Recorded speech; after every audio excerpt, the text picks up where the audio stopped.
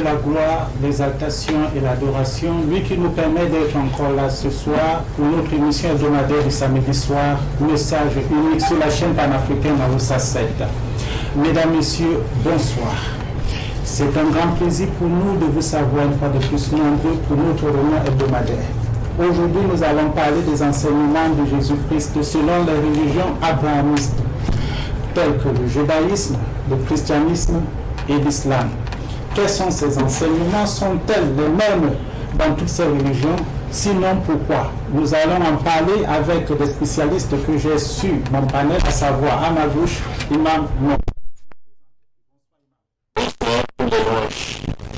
Revient à Allah, maître des circonstances et maître de l'univers. Allah qui mérite d'être adoré, point de divinité à part lui, dans sa seigneurie, dans sa divinité et dans ses noms attributs. Prière et bénédiction d'Allah, le premier à entrer au paradis, quand tout le monde sera encore dehors. L'imam des messagers Mohammed, fils d'Abdullah, fils d'Abdul Muttalib, fils de Hashim, fils d'Abdul Manaf, jusqu'à Ismaël, fils d'Abraham, l'ami intime d'Allah. Qu'Allah prie sur lui, qu'Allah verse sur lui sa miséricorde, prie sur les membres pieux de sa famille, tous ses compagnons, ainsi que sur tous ceux qui vont reprendre la paix de l'islam jusqu'au jugement dernier, et que par ricochet cette prière et bénédiction arrive sur tous les autres envoyés d'Allah qui ont été envoyés véritablement dans le but de nous sortir des ténèbres ou de la nuit spirituelle vers la lumière parfaite, n'est-ce pas? Je dis comme ça, assalamu alaikum wa rahmatullahi wa barakatuhu aux millions de téléspectateurs de par le monde entier, et un grand salam également dans le studio particulièrement. Merci Imam Mokhtar. Alors de l'autre côté, j'ai le prophète Bana Soubeb Élisée. Bonsoir prophète. Bonsoir monsieur Giscard. C'est toujours un honneur d'être sur ce plateau accompagné des illustres et éminents serviteurs de Dieu comme l'imam.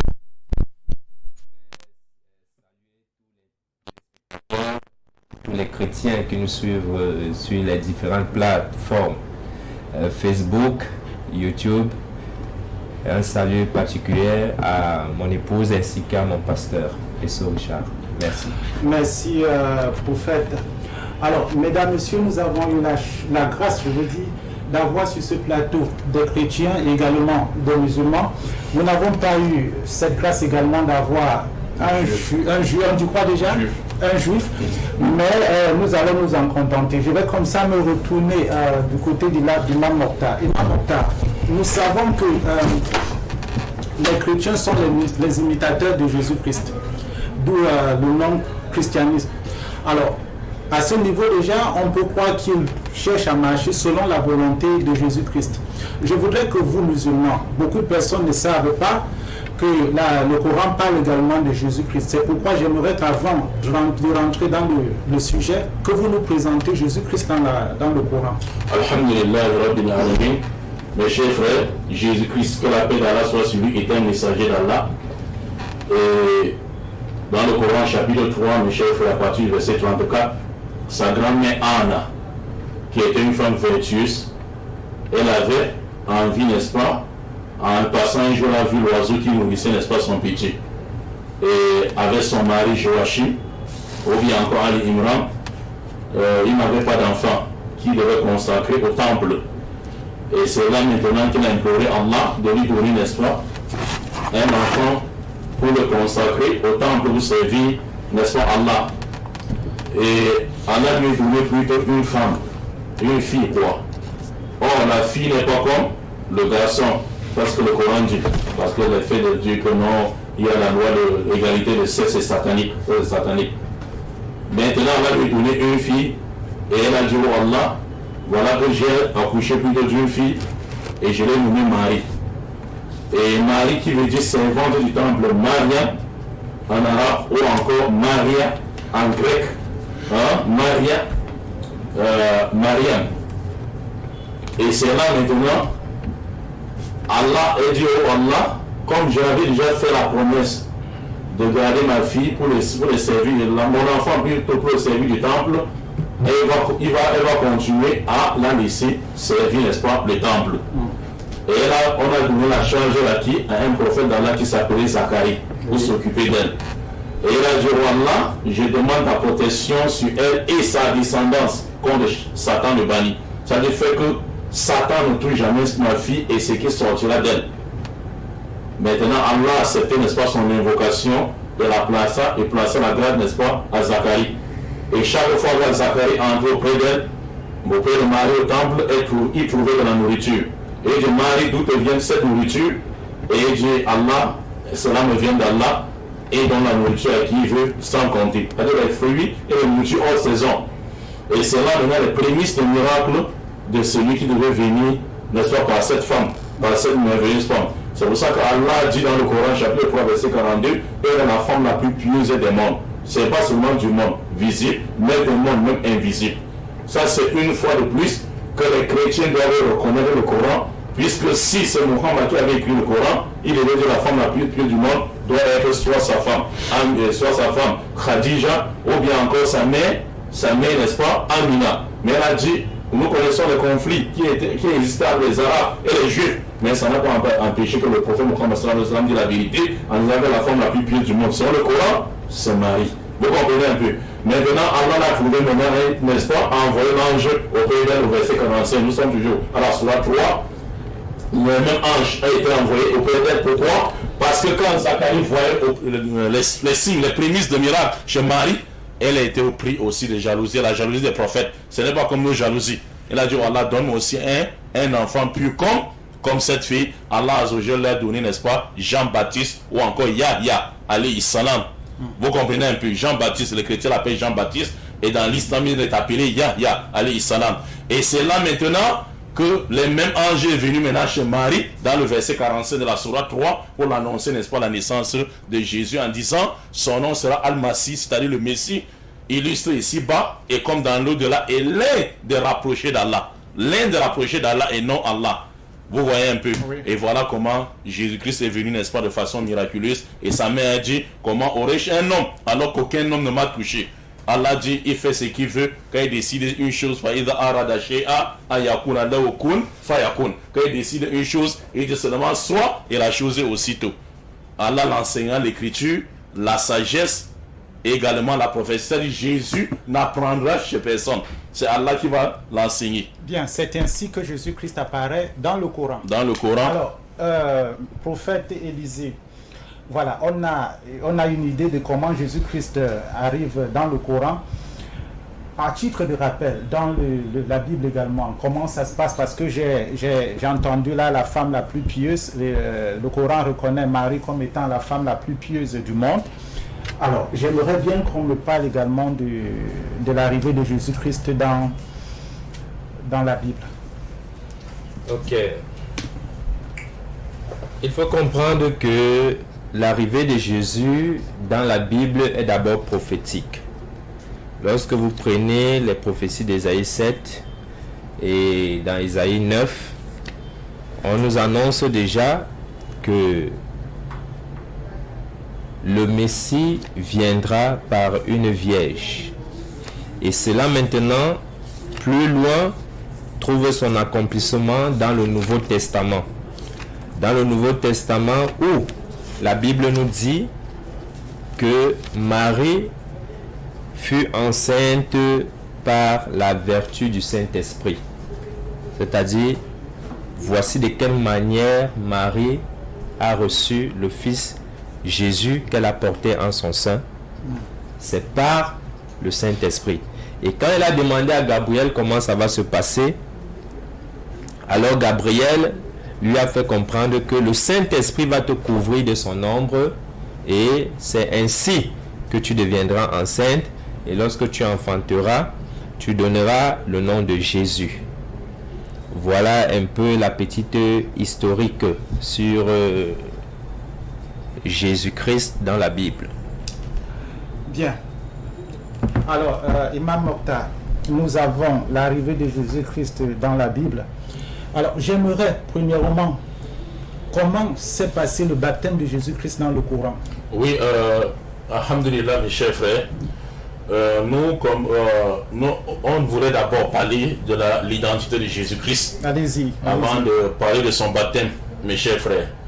Parce que le baptême de Jésus, etc., ça c'est ce qu'on trouve dans l'évangile et pas dans le Coran. Allah nous rappelle seulement les points qui sont importants dans le Coran, comme, n'est-ce pas, la personnalité de Jésus-Christ. Et nous sommes là pour édifier et apporter également, mes chers frères, rendre justice des trois images de Jésus-Christ dans trois différentes religions. Parce que Jésus est notre frère musulman. Jésus n'a jamais été chrétien. Jésus n'a pas vous comprenez? Ni le judaïsme. Écoutez. Je vous relance. Ça dit que l'islam existe avant l'arrivée de Jésus-Christ. Voilà, très bien. Vous avez compris, monsieur Enouni. Et c'est là que vous allez comprendre aussi l'islam. Il fallait qu'on mette la clé. Parce que quand vous dites Jésus-Christ est un musulman, ça dit que l'islam existe depuis avant. Allah Azzawajal de la religion qu'il a, vous savez, pour qu'une religion soit une religion qui vient de Dieu, il faut que Dieu doit donner sa religion ou créer sa religion avant même l'être humain pour qu'il adhère seulement. Bien. Dieu ne peut pas laisser l'être humain mourir avant d'introduire sa religion. Bien, on va en parler la prochaine fois. Donc, comme je disais, mes chers frères, notre passage à la télévision panafricaine, à Oussa 7, c'est de rendre justice aux trois images, ou bien aux trois formes qu'a Jésus-Christ, ou les trois images dans trois grandes religions dites abrahamiques. J'ai dit abrahamique. Jésus-Christ dans le judaïsme est présenté comme un bâtard. Ça c'est... Je n'ai pas le document, je n'ai pas... je n'ai non plus les documents de... Vous comprenez un peu. Je vous informe déjà, parce que nous on a étudié le judaïsme. Nous avons dit qu'on appelle les Talmud de Jérusalem, qui sont les dits des grands rabbins. En commentant la Torah, ils appellent Jésus en hébreu, écoutez bien, ils appellent Jésus en hébreu Ben Stada.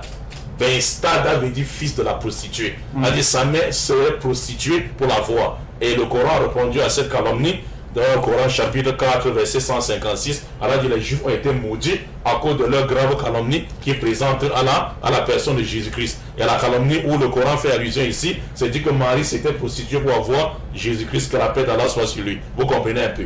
Donc, ils disent que Jésus n'est pas le Messie. Parce que le Messie doit être descendant direct de David. Or, Jésus ne sort pas directement de David. Le Messie, n'est-ce pas, devait, n'est-ce pas, les libérer ou bien les venger dans toutes les persécutions qu'ils ont eu sur cette terre. La persécution, n'est-ce pas, babylonien, d'abord assyrien, babylonien, médo-perse, grec et romain. Or, aujourd'hui, c'est eux qui... Donc, je veux savoir, est-ce que ces éléments que vous citez, je veux dire, les différentes persécutions qu'ils ont et dont ils devaient être délivrés du Messie, est-ce que ces persécutions-là sont mentionnées quelque part dans la Bible ou dans le Coran? Oui, c'est ce que je suis en train de dire. Nous étions en train de donner plutôt les trois différentes images de Jésus-Christ dans trois grandes religions abrahamiques. Voilà pourquoi j'ai parlé du Talmud de Jérusalem, qui est le commentaire de la Torah ou du Tanakh. Du Tanakh chez les Juifs. Ils ont changé la Torah par le Tanakh. Ils appellent Jésus Ben Stade, la fille de la prostituée. Nous attendons un Juif ici, pour ceux qui nous suivent de par le monde entier. Et maintenant, l'image de Jésus maintenant dans le christianisme et pour chuter, pour finir dans l'islam, c'est que les chrétiens sont vachement, ils sont vachement divisés autour de la personne de Jésus-Christ. Il y a un groupe qui dit... allez-y, je vous suis. Vous aviez commencé par... Je voulais effectivement vous demander de nous donner les différentes divisions. Oui, il y a un groupe qui dit Jésus est Dieu, fils de Dieu et être humain. Et ce groupe croit la Trinité catholico-protestante. Et il ne croit pas la Trinité Sabellius, comme mon ami qui est sûr. On les appelle, n'est-ce pas, les catholiques romains. Jésus est Dieu, fils de Dieu, être humain, mais il croit la Trinité catholico-protestante, c'est-à-dire de personnes. Le Père, c'est par qui toute chose vient, le Fils, c'est par qui tout s'accomplit, et le Saint-Esprit, c'est par qui tout se réalise. Mais ils oublient que sans le Père, le Fils n'est rien et le Saint-Esprit n'est rien. Alors que sans le Fils, sans le Saint-Esprit, le Père est Père avant comme après la création, et nul n'est égal à lui. Détruire cette Trinité, c'est facile.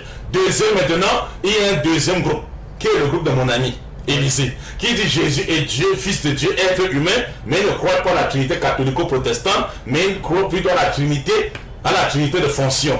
c'est-à-dire il était père au ciel, et l'être humain a commis un péché qui était d'une valeur infinie, et comme l'être humain ne pouvait pas, n'est-ce pas, porter ce péché d'une valeur infinie, lui fini, il a fallu que l'infini descende sur la terre sous forme humaine à la personne de Jésus pour mourir à la croix, et qu'en croyant à cette mort, prétendue mort sur la croix, à travers la croyance, par notre croyance à cette mort, prétendue mort sur la croix, nous puissions obtenir, n'est-ce pas, le pardon et la vie éternelle. Et Dieu est venu sur la terre sous forme humaine à la personne de Jésus, et il est devenu Dieu Saint-Esprit le jour de la Pentecôte. Donc voilà, n'est-ce pas, ce deuxième groupe. Et il y a un troisième groupe qui dit Jésus n'est ni Dieu, ni fils de Dieu. Écoutez, Jésus n'est pas Dieu. Mais les deux formes de Trinité sont sataniques. Et ils disent que Jésus c'est un petit Dieu, qui sont le groupe de témoins de Jéhovah. Il y a un quatrième groupe qui dit Jésus est plutôt le fils de Dieu au sens strict du terme, le Winner International. Il y a un quatrième groupe qui dit Jésus est le fils de Dieu. Vous comprenez un peu? Et il y a un autre groupe encore qui dit Jésus n'est ni Dieu, ni fils de Dieu, il est un homme. Cinquième groupe là. Cinquième groupe. Donc, et ça, donc si je veux citer là, je vais prendre tout le temps, même le temps du pasteur. Alors, vous comprenez un peu? Maintenant, vous comprenez que face à cette divergence autour de la personne de Jésus-Christ, dans le christianisme, nous montre M. Giscard que la véritable doctrine enseignée par Jésus-Christ a été dénaturée par les chrétiens. Parce que Jésus-Christ disait que ta volonté soit de Dieu, soit faite sur la terre comme au ciel. Demandez aux chers chrétiens, est-ce que cette divergence dans le christianisme autour de la personne de Jésus-Christ existe-t-elle au ciel? Est-ce qu'au ciel il y a un groupe qui dit Jésus est Dieu, fils de Dieu? Un autre dit non, il est plus le fils de Dieu sans le figurer. Un autre dit il est plus de Dieu sans le figurer du terme. Est-ce qu'il y a cette divergence au ciel? Jésus-Christ avait dit l'ennemi viendra s'aimer l'ivraie dans les champs de blé. C'est-à-dire Satan viendra à travers les gens spirituellement faibles et facilement influençables par les forces invisibles des ténèbres, s'aimer les faux enseignements dans la pure doctrine enseignée par Jésus-Christ. Les musulmans viennent maintenant pour dire ils ne prennent pas la position extrémiste comme les juifs en disant que Jésus est maudit, la position plutôt, la position n'est-ce pas, du laïcisme plutôt, pour dire Jésus-Christ n'est-ce pas est bâtard, ou bien la position extrémiste des chrétiens qui disent il est plutôt Dieu. Les musulmans occupent la position du juste milieu. Qui était la position? Prendre une position, c'est pas de la traîtrise ça? Sinon je dis ceci, Jésus a une position, et c'est la position. Comme il n'y a plus de temps, les téléspectateurs peuvent vérifier Matthieu chapitre 10 verset 40, Marc chapitre 9 verset 37, Luc chapitre 4 verset 43, Jean chapitre 5 verset 24, Jean chapitre 5 verset 36 à 37, Jean chapitre 5 verset, n'est-ce pas, 4 verset 34, et Jean chapitre, n'est-ce pas, Jean chapitre 12 verset 44 à 50 et Jean chapitre 17 verset 3 où Jésus se présentait comme un envoyé de Dieu. Et le Coran dit chapitre 61 verset 6, Jésus-Christ était un envoyé de Dieu. Donc la position du Coran, c'est la position de Jésus lui-même. Parce que Jésus n'a jamais dit je suis Dieu au Fils de Dieu. Merci beaucoup. Je crois que le prophète a beaucoup à dire par rapport à tout ce que vous venez d'avancer. C'est à lui d'apporter plus de clarté dans ce que vous avez dit. Alors, à vous, prophète. Oui, chers téléspectateurs, vous devez comprendre une seule chose, c'est que quoi? Le christianisme est la première de toutes les croyances qui existent et je vais vous le prouver. Alors, vous pouvez parler de première dans quel sens? Parce qu'elle a été... Je dis la première de toutes les croyances parce que quand on parle du christianisme, ça vient du mot Christ qui veut dire oint. Ouais. Or, dans toute la Bible, il y a eu des oints. Abraham était un oint. Moïse était un oint. Jésus-Christ lui-même, il était un oint. L'apôtre Pierre, Jean et autres, c'était des oints. Alors, parce que Christ veut dire oint. Vous voulez nous dire qu'à la place de l'islam, le christianisme a toujours existé alors? Avant. Vous-même, vous savez que l'islam n'est que venu en troisième position. Parce que le mot, vraiment, on a parlé du mot chrétien lorsque en Antioche, on a remarqué des gens qui professaient Christ et qui avaient le caractère des enseignements de Christ. C'est là on les a donné le nom de chrétiens, un mot qui était pour leur, je peux dire, pour se moquer d'eux. C'était comme une injure, le mot chrétien. Mais le mot chrétien tire je vais dire son origine du radical Christ. Et Christ, c'est depuis l'origine. Et il a souligné encore certaines choses sur la position de Jésus-Christ Dieu ou Jésus-Christ Fils ou quoi que ce soit. Qu'il y a dans la religion chrétienne. Bien-aimés frères et téléspectateurs, je veux vous dire une seule chose. Vous connaîtrez la vérité vous affranchira. La Bible elle-même répond à toutes ces questions. Le livre de la Genèse qui a été écrit par Moïse dit ceci. Au commencement, Dieu. Donc le commencement, c'est Dieu. Au commencement, Dieu créa les cieux et la terre. Or, la terre était alors informe et vide. Alors, quand vous revenez pour prouver que l'Ancien Testament a des justificatifs dans le Nouveau Testament, quand vous venez dans le Nouveau Testament, vous prenez le livre de Jean. Jean nous parle aussi du commencement. Il dit, au commencement était la parole. Parce que dans le discours de Moïse, il dit, au commencement, Dieu créa. Mais Dieu créa comment? Dieu créa à base de la parole. Est-ce que vous me suivez? Dieu créa à base de la parole. Donc, c'est pourquoi Jean dit, au commencement était la parole. Et celui qui est la parole de Dieu, il était avec Dieu. Il était lui-même Dieu. C'est pas moi qui ai écrit parce que je suis en train de lire dans la version Semeur. On dit il était lui-même Dieu. On dit au commencement il était avec Dieu. Et tout a été créé par lui. Tout a été créé par lui. Et quand vous allez au verset 14, on dit celui qui est la parole est devenu un homme. Je ne sais pas si je me fais comprendre. Celui qui est la parole. Or, la parole, c'est quoi d'abord? Il faut comprendre que la parole est esprit. Puisque la parole, c'est la pensée exprimée. Je pense, je peux ne pas parler. Mais lorsque je parle, j'exprime mes pensées. Or, Dieu, comme la parole, est esprit.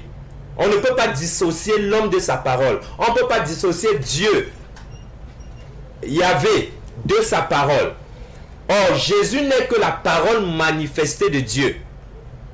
C'est-à-dire, Dieu, pour se manifester parmi les hommes, avait besoin d'un corps. Et comment faire donc pour que le Dieu qui est esprit puisse devenir visible? Lui-même s'est formé un corps. C'est pourquoi tout à l'heure, je vous ai parlé de sa venue dans le livre de Luc, où il dit, c'est par la vertu du Saint-Esprit que Marie a conçu. Maintenant, je vais revenir sur quelque chose, parce que notre véritable thème, c'est les vrais enseignements de Jésus. Ouais.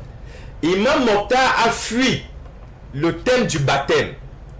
Or, nous savons tous que Jean le Baptiste, qui est venu présenter Jésus-Christ, avait pour mission de baptiser. Et en réalité, ce que les gens ne savent pas, Jean baptisait parce qu'il avait une consigne venant de Dieu qui disait que quoi? Celui sur qui tu verras le Saint-Esprit descendre, c'est lui qui est celui qui devait ôter le péché du monde, c'est-à-dire l'agneau de Dieu qui ôte le péché du monde. Alors Jean-Baptiste est allé dans le Jourdain, s'est mis à baptiser. Première personne, deuxième personne, troisième personne, ainsi de suite. Mais il ne voyait pas le Saint-Esprit descendre. Mais lorsque la personne de Jésus est arrivée, lorsqu'il a baptisé Jésus, le Saint-Esprit est descendu et Jean a témoigné. Et j'ai vu le Saint-Esprit descendre sur lui comme une colombe. Et j'ai attesté qu'il est celui qui est venu de Dieu. Ce qu'on appelle encore fils de Dieu. Maintenant, il a fui le baptême. Pourtant, c'est l'une des recommandations de Jésus-Christ dans Matthieu 28. Parce que c'est Jésus lui-même qui parle. Dans Matthieu 28. Il dit, allez par toutes les nations et faites des nations mes disciples, les baptisant au nom du Père, du Fils et du Saint-Esprit. Il dit, et enseignez-leur tout ce que je vous ai appris.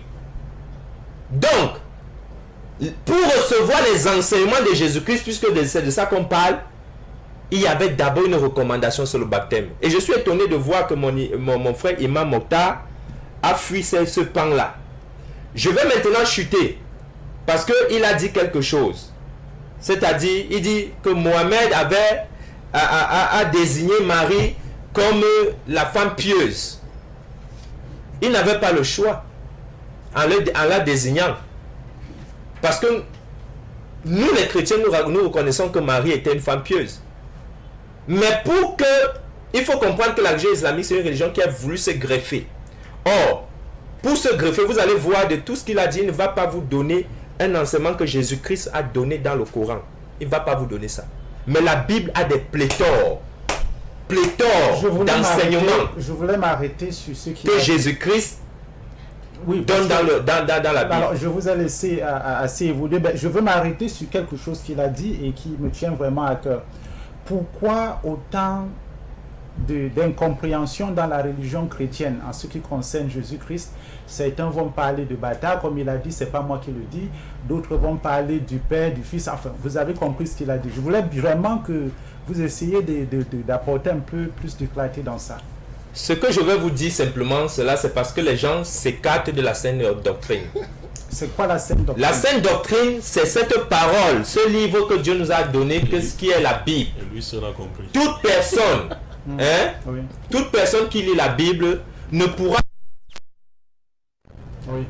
dire ce que l'imam Mokhtar a dit. Puisque alors, les témoins de Jéhovah ne lisent pas la Bible. Je vais vous dire une chose, Cécile. Écoutez d'abord, les témoins de Jéhovah ont même conçu leur propre Bible. C'est pourquoi ils disent traduction du monde nouveau. C'est-à-dire c'est eux-mêmes qui ont conçu la Bible. C'est pourquoi vous allez voir. Moi, par exemple, j'utilise le Louis II.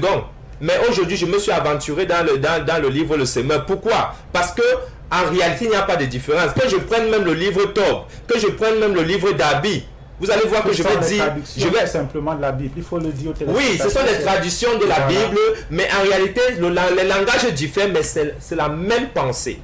C'est la même pensée, ça ne change pas. Il n'y a que les témoins de Jéhovah qu'ils sont venus avec leur part de Bible qu'ils ont appelé tradition du monde nouveau. Bien, c'est vous qui le dites. Bon, voilà, je viens vers vous, Imam Mokhtar.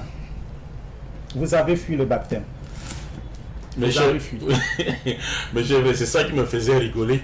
Et je remercie, n'est-ce pas, la télévision panafricaine Aoussa 7 qui nous a donné, n'est-ce pas, cette opportunité, n'est-ce pas, pour dévoiler les mensonges qui étaient ici jadis cachés, mes chers frères.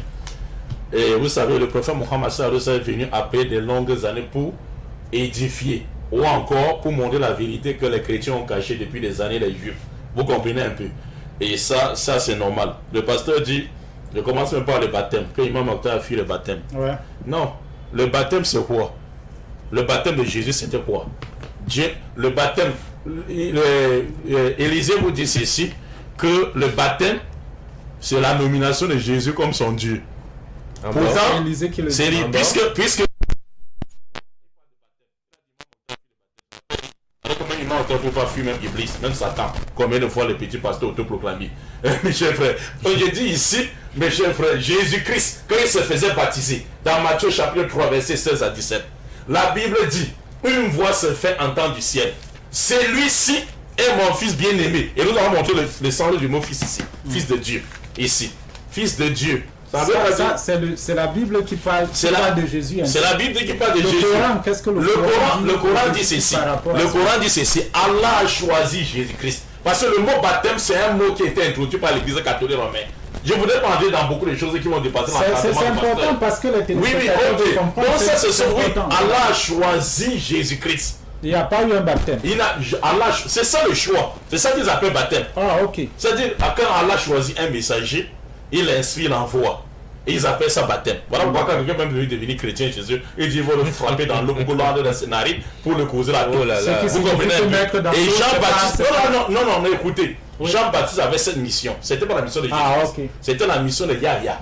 C'est-à-dire c'était l'eau de repentance qu'Allah avait donné de mettre sur la tête des enfants d'Israël comme sa mission à lui. Et quand Jésus est venu, parce que c'est deux prophètes cousins qui sont venus. Quand Jésus-Christ est venu, il fallait que quoi? Jean-Baptiste termine sa mission puisque Jésus était là. Et sa mission c'était quoi? Baptiser, il a pris aussi l'eau et il l'a mis sur la tête de Jésus-Christ et sa mission était terminée. Maintenant Jésus-Christ, c'est ça qu'on appelle baptême. C'est ce que j'ai dit. C'est-à-dire l'action de prendre l'eau et mettre, n'est-ce pas? Et mettre sur la tête, n'est-ce pas? Et Jésus choisi que vous avez. Non, ce n'est pas con. Écoutez. Quand Jésus-Christ, écoutez, quand, n'est-ce pas, Jean-Baptiste a fait ça, Jésus-Christ a dit ceci. Jean-Baptiste dit aux gens, je vous baptise d'eau. Oui. Mais celui-là qui vient après moi ne vous baptisera plus d'eau. Oui. Il ne croit pas, il croit à Jésus, non. Il continue la mission de Jean-Baptiste. Il vous baptisera du feu et du Saint-Esprit. Du feu et du Saint-Esprit. Et non prendre l'eau, n'est-ce pas, comme feu, pour mettre sur la terre. Non. Et Allah a appelé ça, l'islam a ce langage. Ça, c'est le langage chrétien. Okay. Choisis les messagers. Maintenant, à ce temps maintenant, il fallait que Allah fait comprendre à Jean. Et c'est la voix chanson. C'est pas que les pasteurs pensent que c'est une voix audible. Que celui-ci est mon fils bien-aimé. Je te jure au nom de Dieu, Wallahi. S'il y avait les juifs qui avaient entendu la parole d'Allah à cette époque pour dire Jésus est mon messager, aucun Dieu ne serait resté incrédule par rapport à la mission de Jésus-Christ. On l'appelle la voix chanson ou la voix de la prophétie. C'est pour ça que Jean dit que c'est lui qui est. Cette voix chanson pour que la voix chanson, c'est ceci. Il dit voilà pourquoi Dieu m'a dit celui sur qui l'Esprit descendra, c'est lui-là. C'est lui qui est qui? Le Messie. Et quand Jean-Baptiste a été... C'est Jean-Baptiste qui le dit. Et quand Jean-Baptiste, n'est-ce pas, était emprisonné, il a envoyé les disciples pour dire, allez le demander. Et c'est celui-là. Après cet acte, on montre encore la confusion biblique. C'est-à-dire, ici, il reconnaît Jésus-Christ que voici, n'est-ce pas, l'agneau de Dieu qui ôte le péché du monde. Après, dans une autre version de Luc chapitre 7, verset 20, Jean-Baptiste ne reconnaît plus Jésus. Il est en prison, il dit, allez lui demander, c'est lui le Messie que j'ai annoncé, ou bien vous allez encore attendre. La confusion ne peut rien prendre de la Bible. On ne peut rien prendre de la Bible. Vous comprenez un peu? Mais le but n'est pas là-bas. Allah a choisi Jésus-Christ, écoutez bien, pour être le Messie. Voilà pourquoi j'utilisais la même Bible du pasteur, qui pense que Jésus est Dieu, de façon aveugle, quoi. Dieu dit ceci à Jésus-Christ. Dieu dit ceci à Jean-Baptiste. Celui-ci est mon fils, et j'ai pris le terme fils, ce qui veut dire envoyer les dieux. Écoutez-le. Si Jésus est Dieu, mon frère Enouni, quelle est la voix qui se faisait entendre du ciel? La voix se fait entendre du ciel au Dieu de la terre. Le Dieu du ciel parle au Dieu de la terre. Dieu parle au Dieu de la terre. Celui-ci est mon fils. Pendant que Jésus se fait baptiser, la voix se fait entendre au ciel. Oh, Jésus, pasteur, est en train de se faire baptiser et la voix se fait entendre du ciel. Pasteur ne peut pas comprendre ça parce qu'il n'a pas le Saint-Esprit. Et il a dit des choses ici. Il dit l'islam est venu en troisième position. Je vous ai dit non, pasteur. Ne parlez pas sur les choses que vous ne maîtrisez pas. L'islam, Allah dit, il a donné l'islam. Allah dit, il a donné l'islam à Adam. Tous les messagers étaient des musulmans. Ça dit soumis. L'islam veut dire quoi? Soumission, obéissance à la volonté d'un Dieu unique. Adam était soumis, Jésus était soumis. Tous les prophètes étaient soumis. Sauf seulement si vous nous imposez une définition de l'islam. C'est pas ce qu'on nous a dit à l'école que Mohammed a fondé l'islam, pas les islamophobes. Ça c'était faux. Allah dans le Coran chapitre 16 verset 123, nous t'avons dit Mohammed sur la région d'Abraham. Sur quoi? La région d'Abraham. Pourtant on dit celui qui vient de l'islam, non. Ça c'était faux. Donc pasteur rectifier ça vite. Maintenant vous dites maintenant que mot chrétien. Que le mot chrétien veut dire les petits Christ. Pasteur, qui vous a précédé dans ça? J'ai parlé de petits Christ. Vous avez dit que le mot chrétien, rappelez-vous monsieur Giscard. Oui. J'avais dit ici que le mot chrétien est apparu dans la Bible 3 fois seulement. 3 fois. Jésus ne connaît pas le mot chrétien. C'est un défi. Le pasteur ne peut pas prendre le micro et dire Jésus a dit je suis chrétien ou bien vous êtes les chrétiens. Quelqu'un passe. Il ne choisit pas une religion pour vous et vous choisissez une religion pour lui et pour vous. Un messager de Dieu. Le mot chrétien pour la première fois était apparu à Antioche, qui était une ville romaine à l'époque, et dirigé par ceux qui adoraient le Dieu soleil, qu'on appelle Misra. Voilà pourquoi vous avez trouvé ça dans Actes des Apôtres, chapitre 11, verset 26. Que le mot chrétien pour la première fois, ils ont appelé Barnabas et Paul pour les insulter. C'était une façon de se moquer d'eux. Christianos en grec, qui veut dire ceux qui suivent Christ. C'est-à-dire les salopards, quoi. C'est-à-dire quelqu'un dit, monsieur Justin, vous êtes salopard. À la longue, salopard devient le nom de votre religion. Mais regarde, ça c'est quoi ça? Quel était, si Jésus ne connaît pas le mot chrétien, qui a apparu? Tu le dis, moi je n'ai pas utilisé le mot salopard. Non, si vous voulez, je vous apporte les documents ici, les chrétiens, que les chrétiens eux-mêmes, catholiques, parce que c'est la mère, n'est-ce pas? J'ai toujours dit que c'est la mère. Le prophète va vous répondre. Ok, donc ici, monsieur Giscard, comme je disais, mes chers frères, la deuxième fois, c'est Actes des Apôtres 26, verset 28. Lorsque le roi Agrippa II dira à Paul, tu vas me persuader, il dans bientôt de devenir, n'est-ce pas, chrétien. Vous comprenez un peu. Et la troisième fois maintenant, c'est dans 1 Pierre 4, verset 16. Voilà les 3 endroits de la Bible. Il n'y a pas l'autre. Où les 3 mots chrétiens ont été employés. Et il dit maintenant, Dieu avait besoin d'un corps. J'ai toujours dit ceci. Quel était le sujet de notre jour? Le sujet c'est Les enseignements de qui? De Jésus. Jean 14, verset 24. Je dis, celui qui ne m'aime pas ne garde point mes paroles. La parole que vous entendez n'est pas de moi, mais du Père qui m'a envoyé. Maintenant, regardez ce que je vais faire maintenant pour finir avec le pasteur. Revenons maintenant au thème pasteur. Parce que vous aimez fuir le débat. Le pasteur, lui là, je le connais. Il aime aller partout. Lorsqu'on prend un débat, il peut apprendre, il laisse le vrai débat, le vrai thème. Maintenant, Jésus dit ceci dans Matthieu chapitre 10, verset 40. Celui qui me reçoit, et celui qui me reçoit celui qui m'a envoyé. Jésus dit encore dans... Ça, c'est les enseignements de Jésus. De Jésus. Dans la Bible, même dans le Coran, c'est la même chose. Ah, ok, d'accord. Dans le Coran, c'est la même chose. Okay. Il dit encore dans Marc chapitre 9, verset 37. Il dit ceci. Concernant ses disciples. Il dit, celui qui vous écoute, m'écoute, c'est celui qui me rejette, celui qui me rejette, celui qui m'a envoyé. Luc chapitre 4, verset 43. Il dit, il faut que j'annonce la bonne nouvelle du royaume à d'autres villes, car c'est pour ça que j'ai été envoyé. Toujours c'est lui qui l'a envoyé. Dans Jean chapitre 4, verset 34, il dit, ma nourriture est de faire la volonté de celui qui m'a envoyé et d'accomplir ses œuvres. Jean chapitre 5, verset 24, en vérité, je vous le dis, celui qui écoute ma parole, qui croit à celui qui m'a envoyé, à la vie éternelle. Il ne vient pour le jugement, mais il est passé de la mort à la vie. Jean chapitre 5, verset 30, je ne peux rien faire de moi-même. Selon ce que j'entends, je juge. Et mon jugement est juste, parce que je ne cherche pas ma volonté, mais la volonté de celui qui m'a envoyé. Le verset 36 à 37, j'ai un témoin plus grand que celui de Jean-Baptiste. Car les œuvres que le Père m'a donné d'accomplir, ces œuvres même que j'ai fait, témoignent que celui qui m'a envoyé. Et ce Père, vous n'avez jamais vu son visage et vous n'avez jamais entendu sa voix. Et ici maintenant, je suis ici, monsieur Enoné, nous sommes ici dans Jean chapitre, ça c'est n'est-ce pas? Et parce que ne fuyons pas les débats, n'aie pas l'habitude de fuir les débats, mon ami Élisée. N'aime pas l'habitude, n'est-ce pas, de fuir les débats. Dans Jean chapitre 12, verset 44 à 50, écoutez les paroles de Jésus-Christ, mes chers frères. Écoutons les paroles de Jésus-Christ. Jésus-Christ dit ceci, mes chers frères. Jean chapitre 12, verset 44 à 50. Jésus dit ceci. Or, Jésus s'était écrié, celui qui m'a envoyé. Celui qui me voit celui qui m'a envoyé. Dans le sens que le représentant de Dieu, n'est-ce pas, sur la terre. Je suis venu comme une lumière dans le monde afin que quiconque croit en moi ne demeure pas dans les ténèbres. Si quelqu'un entend mes paroles et ne les garde point, ce n'est pas moi qui le juge. Je suis venu non pour juger le monde, mais pour sauver le monde. Celui qui me rejette et qui ne reçoit pas mes paroles a son juge. La parole que j'ai annoncée, c'est elle qui le jugera au dernier jour. Écoutez bien maintenant. Car je ne peux parler de moi-même, mais le Père, en d'autres termes, Dieu qui m'a envoyé m'a prescrit lui-même ce que je dois dire et annoncer. Et je sais que son commandement est la vie éternelle. C'est pourquoi les choses que je dis, je le dis comme le Père me les a dites.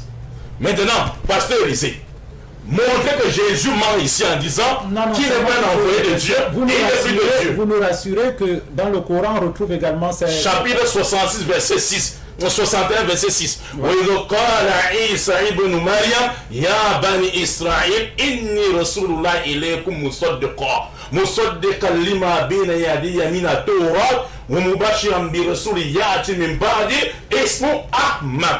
Jésus dit, Allah dit, rappelle-toi lorsque Jésus dit, ô enfant d'Israël, je suis le messager d'Allah envoyé, le même mot qui revient dans tous les versets que j'ai cités, envoyé à vous. Et il dit ceci maintenant, rappelant quoi? La Torah, confirmateur de la Torah avant moi et annonciateur d'un messager à venir après moi, dont le nom sera Ahmad, qui est Mohammed. Merci Imam Mokhtar. Alors, prophète Élisée. Où Jésus a dit je suis. On est déjà rassuré d'une chose, c'est que les enseignements de Jésus sont les mêmes dans le Coran comme dans la Bible. Alors, vous ne pouvez pas dire que les enseignements de Jésus sont les mêmes dans le Coran. Alors, faites la différence. Montrez la différence. Il faut d'abord que les téléspectateurs comprennent le mot enseignement. L'enseignement, c'est... Enseignement vient d'abord du mot enseigner. Enseigner qui veut dire transmettre des connaissances. Oui. Ça veut dire déjà qu'il y a des connaissances qui doivent être transmises. Je suis d'accord dans un point avec l'imam lorsqu'il dit que Jésus est venu pour transmettre les enseignements qui étaient dans la Torah. Je suis d'accord de ce côté-là. Mais cependant, je vais vous prendre une parole de Jésus qui est directement citée dans la Bible s'adressant à ses disciples. Il dit, allez donc dans le monde entier, faites des disciples parmi tous les peuples, baptisez-les au nom du Père, du Fils et du Saint-Esprit et apprenez-leur à obéir à tout ce que je vous ai prescrit. Apprenez-leur à obéir à tout ce que je vous ai prescrit. C'est-à-dire, il y a des prescriptions que Jésus a données. Lorsque nous prenons dans Marc 16, écoutez bien. Oui, allez-y. Dans Marc 16, il dit plutôt au verset 15, Jésus leur dit, allez dans le monde entier, annoncez la bonne nouvelle. Donc il y a une annonciation d'une bonne nouvelle, et c'est ce que nous devons découvrir, quelle est cette bonne nouvelle, à tous les hommes. Il dit, celui qui croira. Donc, celui qui croira à quoi? À cette annonce de cette bonne nouvelle, et sera baptisé, sera sauvé. Donc, premièrement, tu dois d'abord croire. Deuxièmement, tu es baptisé, afin que tu dois recevoir de Jésus le salut. L'imam Mokhtar a parlé ici que Jésus-Christ ne baptise pas d'eau, il baptise du Saint-Esprit. Je suis tout à fait d'accord que Jésus baptise du Saint-Esprit. Je n'ai jamais dit non à cela. Mais ce que l'imam Mokhtar ignore, je vais vous prendre un cas qui montre que dans la Bible, en parlant de Philippe, il a amené l'homme à l'eau. Ce n'est pas comme l'imam Mokhtar dit, Jean-Baptiste a puisé de l'eau et a versé sur la tête de Jésus. Non. Le baptême, quand on parle de baptême, c'est par immersion. Là, on te plonge. S'il fallait prendre l'eau simplement et verser sur la tête de quelqu'un, pourquoi aller à la rivière? Il y a des récipients. Au temps de Jésus, il y avait des jarres, il y avait des calebasses. On pouvait simplement amener Jésus, ou bien dans une maison, là, on prend l'eau qui est dans un jarre ou d'une calebasse pour verser sur la tête. Non, l'importance d'une rivière, l'importance d'une abondante quantité d'eau est importante parce qu'il faut plonger. On appelle ça laver l'agneau.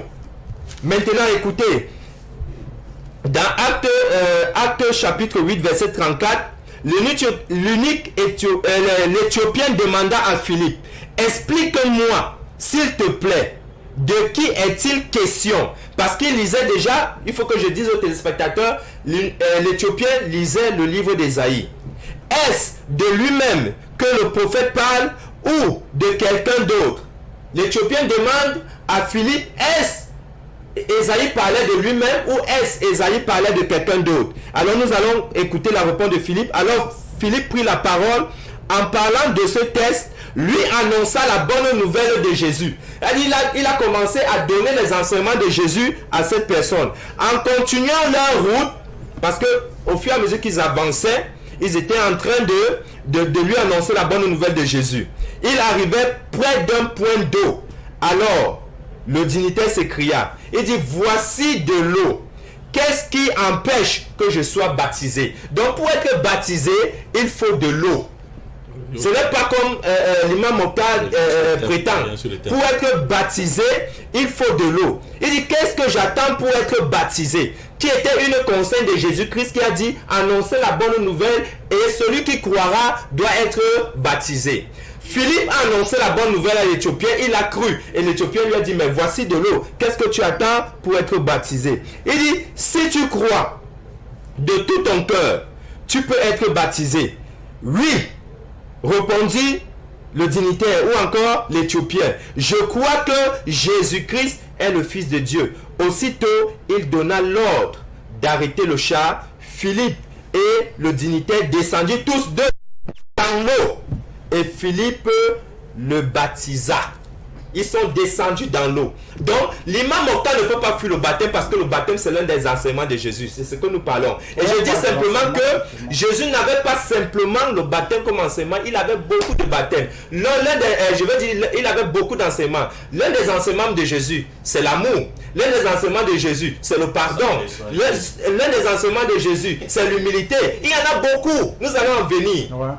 Mais ce que je voudrais que les téléspectateurs remarquent, c'est que le christianisme trouve son origine au commencement. Comme je répète encore, parce que quand on parle du christianisme, je dis bien, il a su le dire, c'est Antioche, ce sont des hommes qui ont dit que voilà des chrétiens. Une manière de dire que ils marchent, ils suivent Christ. Christ qui était qui? Jésus. Et vous remarquez, dans le langage français, lorsqu'on parle de chrétien, vous allez voir que chrétien n'est que composé de Christ et du suffixe. Yeah. Donc ce n'est que une continuité du radical Christ. Or, je dis Christ, c'est l'un. Et le premier de tous les oins, c'était Adam. Donc, Adam était Christ. Et tous ceux qui ont cru Adam, s'il fallait les dénommer comme les gens d'Antioche, on devait les appeler des chrétiens. Parce que le mot chrétien, comme il a su le dire, c'est une dénomination que les païens nous ont appelés comme ça. Ils nous ont appelés chrétiens. Voilà. Ça, c'est vrai. Donc, maintenant, nous sommes dans les enseignements de Jésus. Et donc, je dis, le premier enseignement de Jésus, d'abord, c'est d'annoncer la bonne nouvelle. Oui, Quelle bonne nouvelle il fallait donc annoncer? Ouais. La Bible nous dit, Dieu a tant aimé le monde qu'il a donné son Fils, afin que quiconque croit en lui ne périsse point, mais il ait la vie éternelle. Parce que Jésus était le porteur de la vie éternelle. C'est pourquoi vous verrez Jésus... Il fallait croire en qui là? En Jésus-Christ, pour avoir la vie éternelle. C'est pourquoi Jésus a dit, je suis le chemin, je suis la vérité et je suis la vie. C'est Jésus-Christ la vie. Tu n'as pas Jésus dans ton existence, tu n'as pas de vie. Tu es un homme mort. Tu n'as pas Jésus dans ton existence, tu es un homme mort. Jésus est le chemin. Il a dit, nul ne peut arriver au Père sans passer par moi. Maintenant, je vais mettre la petite équivoque que les musulmans n'ont jamais compris. C'est que quoi? Voici le paradoxe que les musulmans ne comprennent pas. Jésus n'est pas Dieu. Je dis bien, Jésus n'est pas Dieu. Mais je dis bien à mon vision, Jésus n'est pas Dieu, mais Jésus-Christ est Dieu. Maintenant, quelle est la différence? Exactement, je savais. Quelle est la différence entre Jésus et Jésus-Christ? C'est que Jésus, c'est le corps de chair qu'a porté Marie dans son ventre. Hein? Maintenant, Jésus-Christ, c'est Dieu. Dieu qui est esprit, selon Jean 4, verset 26. Dieu est esprit. Et il faut que ceux qui l'adorent, l'adorent en esprit et en vérité. C'est cet esprit qu'on appelle Jésus-Christ. Et c'est lui maintenant qui descend en Jésus. Et Paul a su le dire dans le livre de Philippiens. Si je peux aller rapidement le lire, vous allez voir ce que Paul dit concernant Jésus. Il dit,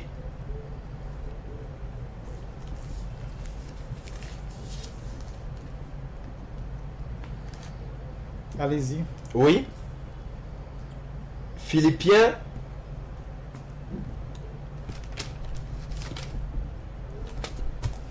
chapitre 2. Il dit ceci.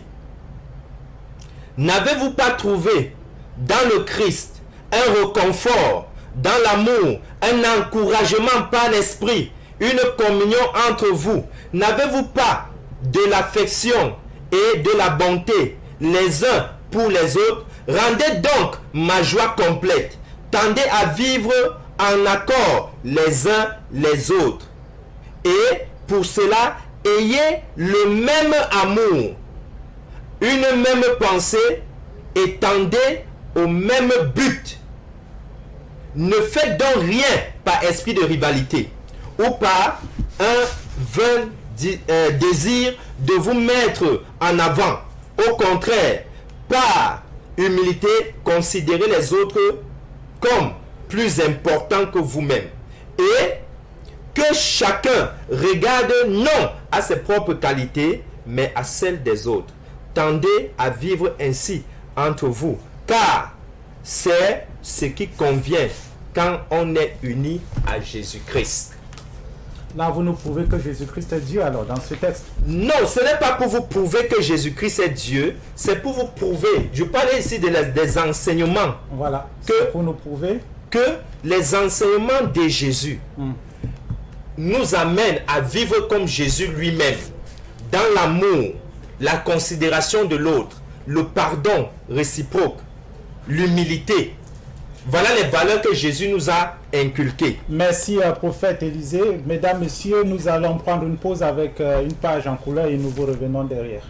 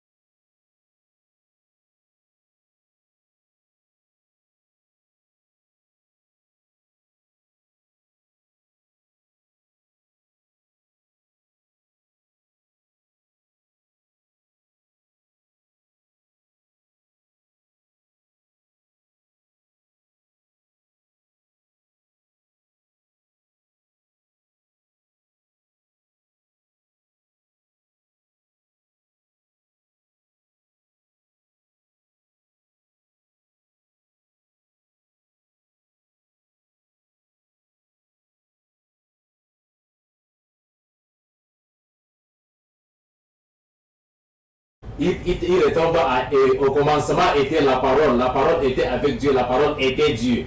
Jusqu'à où le pasteur lui-même dit, Jésus n'est pas Dieu, mais c'est Jésus-Christ qui est Dieu. Lui-même, il a été édifié lui-même seul. Donc c'est pourquoi la seule chose que nous invitons le pasteur maintenant, c'est d'attester qu'il n'y a qu'un seul Dieu. Et que Jésus-Christ est son messager. Là, il devient musulman. Il devient musulman une fois, ici au plateau. Donc nous n'avons rien à dire maintenant. L'enseignement de Moïse et l'enseignement de Jésus, c'est la même chose. Écoute Israël, le Seigneur, notre Dieu, est l'unique Seigneur. C'est la même question qu'on a posée à Jésus. Dans Marc 12, verset 29. Il a répondu la même réponse. Écoute Israël, le Seigneur, notre Dieu, est l'unique Seigneur. Et Jean 17, verset 3 a déjà traité ces problèmes. Que l'imam vient de lire maintenant. Donc, Inch'Allah, mes chers frères chrétiens, ou bien mes chers frères musulmans, chers téléspectateurs, le pasteur, peut-être il va devenir musulman dans le cœur, mais à l'église, il reste toujours à l'église, rien que pour les intérêts matériels. Mais maintenant, nous ne le considérons plus comme pasteur, Inch'Allah. Ok, salam alaikum. Donc, mes chers frères, vous comprenez que les débats étaient finis. C'est ce que je disais toujours à mon ami Elisée. Mon ami disait que j'aime depuis des années. Que revient, n'est-ce pas, dans l'islam qui est l'enseignement de Jésus. Vous savez, monsieur Enoné, Jésus-Christ disait, c'est dans Luc chapitre 21, verset 15, à ses disciples, je vous donnerai une bouche et une sagesse. Aucun de vos adversaires n'aura le dessus sur vous.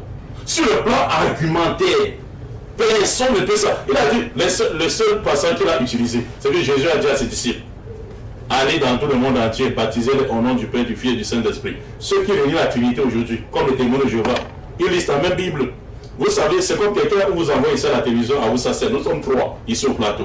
Quand vous arrivez, dites bonjour à Imam Mokhtar, donnez félicitations, n'est-ce pas, au présentateur Jiska pour la bonne présentation et demandez, n'est-ce pas, à Pasteur Élisée de devenir musulman. Il a présenté 3 personnes, ça veut dire qu'ils sont un. C'est des fonctions différentes. C'est pour ça que les catholiques ont dit c'est 3 personnes différentes avec 3 fonctions différentes. En disant que le Père c'est par qui toute chose vient, le Fils c'est par qui tout s'accomplit et le Saint-Esprit c'est par qui tout se réalise. Donc c'est ça. Comme ils sont sortis des catholiques, ils ont imité cette trinité de personnes chez les catholiques pour faire la trinité de fonctions. C'est au moins pour les catholiques qui est compréhensible. Pour dire c'est le Père qui crée toutes choses. Le Fils vient accomplir et le Saint-Esprit vient réaliser. Vous comprenez un peu. Mais il dit non, c'est Dieu qui est venu remplir ces 3 fonctions. Père au ciel, venu sur la terre de forme humaine. Alors que le roi Salomon, mon ami Élisée, 2 Chroniques chapitre 6 verset 18, on a dit ceci. De Dieu viendra visiter ton palais. Il dit quoi? Il s'est levé sur sa chaise, son trône. Il a dit, avez-vous subi quoi? J'ai dit la même chose à un pasteur. Quoi? J'ai dit, Dieu vient faire petit. Il dit ceci. C'est lui qui, les cieux des cieux, ne peut le contenir. À plus forte raison, mon palais. Salomon dit, les cieux des cieux ne peuvent contenir Dieu. Ni son palais qui a pris 70 ans, pasteur, peut le construire. C'est le ventre de Marie qui devait contenir Dieu. C'est quand même logique. Jésus était dans le ventre de sa mère, c'est quand il est sorti. Le temps qu'ils ont prié. Bien sûr, vous avez tout le temps. Vous comprenez un peu. Voilà, prophète. On dit, l'imam Mokhtar dit si le palais du roi, si le palais de Salomon ne pouvait contenir Dieu, le ventre de Marie, combien de fois le ventre de Marie pouvait contenir Dieu?